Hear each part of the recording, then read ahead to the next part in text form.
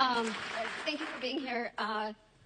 Your comment kind of about the Matrix is kind of ironic because my husband and I watched the first Matrix and the sequel yesterday.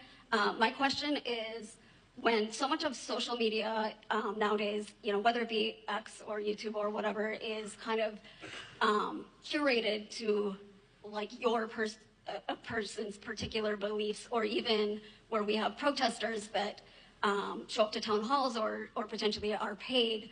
How does America kind of come together? And it used to be where you could have a conversation and have discourse like you discussed, right, and still be friends even if you disagreed with kind of some of their statements. Next on the show, The Duke's Masked Bride, exclusively on the Pocket FM app. Listen. I have is like, even if you talk to somebody, everybody has their own sets of beliefs and their own truths. So I guess how do you get through that? Yeah, well, I think what we saw there for quite a while was that all of the legacy media and all of the new social media were in lockstep together. And they were all parroting the same left-wing talking points. And they were suppressing any dissent and any so-called right-wing or frankly even centrist views.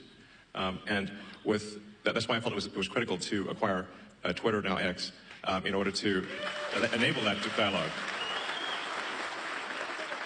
So it's only a step in the right direction, and I think you've seen now, once X was willing to break ranks and not censor Republicans, then you saw others also start to move in that direction.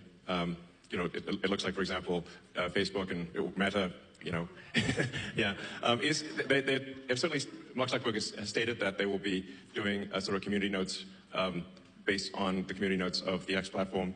And as opposed to having sort of far-left censorship bureau, the sort of, the woke Stasi essentially reviewing things. So that's a step in the right direction. There's maybe some hope for the CNNs of the world. There's like, with Scott being on there, he's great. He's like, I'm sort of hopeful that things that are moving in the direction where different points of view are espoused on, or heard on legacy media and social media. So I guess maybe I'm actually a little bit optimistic about the future. On the X platform, we don't prioritize one side or the other. We try to be as fair as possible. And I will reply to prominent Democrats even if they sort of say terrible things about me. So it's like, yeah, we should have this discourse. And so I kind of think, at least on the media front, things are going in a good direction. But I am kind of perturbed by the sort of how aggressive these protests are. Where it's like